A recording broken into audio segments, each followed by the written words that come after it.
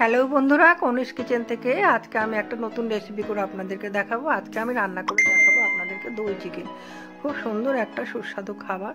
তো বন্ধুরা চলুন আমি মূল রেসিপিতে চলে যাই, আপনাদেরকে রান্নাটা করে আমি দেখাবো। গ্যাসটা অন করে দিয়েছি, কড়া গরম হয়ে গেছে। এবার কড়াতে তেল দিয়ে দিলাম। এবারে আমি এর মধ্যে দিয়ে দেবো একে একে শুকনো লঙ্কা ফোড়ন, এবার দিয়ে দেবো গোটা এলাচ, তেজপাতা দিয়ে আমি এটাকে একটু ভালো করে নেড়ে নিলাম। এবারে আমি এর মধ্যে দিয়ে দেব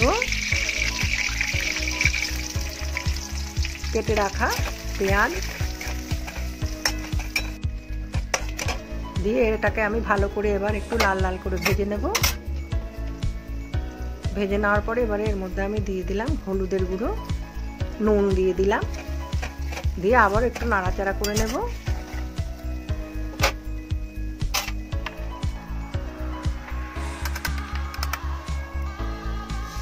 এবারে দিয়ে দেব ধনে, জিরে, আদা, শুকনো লঙ্কা, গোটা এলাচের গুঁড়ো আমি এর মধ্যে ভালো করে মিক্সিতে ব্লেন্ড করে নিয়েছি।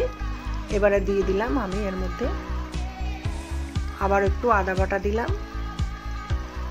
এবারে একটু দিয়ে দিলাম রসুন বাটা, দিয়ে আবার একটুখানি নাড়াচাড়া করে এটাকে ভালো করে কষিয়ে নেবে। এবার দিয়ে দিলাম আমি কাশ্মীরি লঙ্কার গুঁড়ো, তারপরে দিয়ে দিলাম আমি এর মধ্যে টমেটো সস, এবারে দিয়ে দিলাম আমি এর মধ্যে লেবুর রস।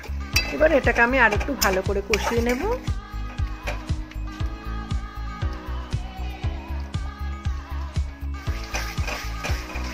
কষানোর পরে এবারে আমি এর মধ্যে দিয়ে দেব দই। এখানে আমার 1.5 কাপের মতো দই আছে। এবার এই দইটা দিয়ে আবার একটু ভালো করে আমি নাড়াচাড়া করে নেব। কত সুন্দর একটা গন্ধ বেরিয়েছে দেখুন বন্ধুরা, আপনারা কিন্তু এটা রান্না করে অবশ্যই বাড়িতে খাবেন। এবার দিয়ে দিলাম এর মধ্যে একটু সামান্য চিনি। এবারে আমি ভালো করে কেটে ধুয়ে রাখা মাংসগুলো এর মধ্যে দিয়ে দিলাম।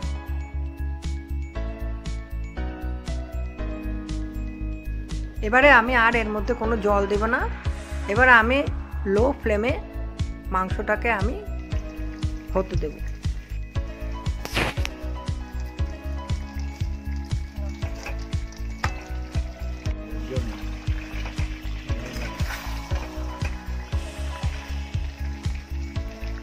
বন্ধুরা আমি মিডিয়াম লো ফ্লেমে এটাকে দিয়েছিলাম। দেখুন কত সুন্দর এটা চাপ চাপ হয়ে গেছে।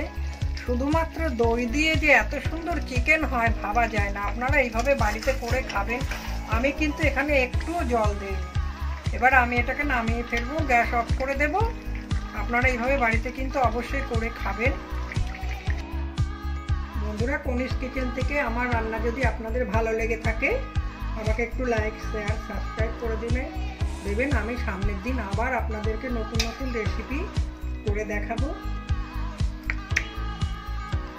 কত সুন্দর একটা রেসিপি, আপনারা বাড়িতে করে খাবেন। আমাকে কমেন্টে জানাবেন আপনাদের কেমন লাগলো।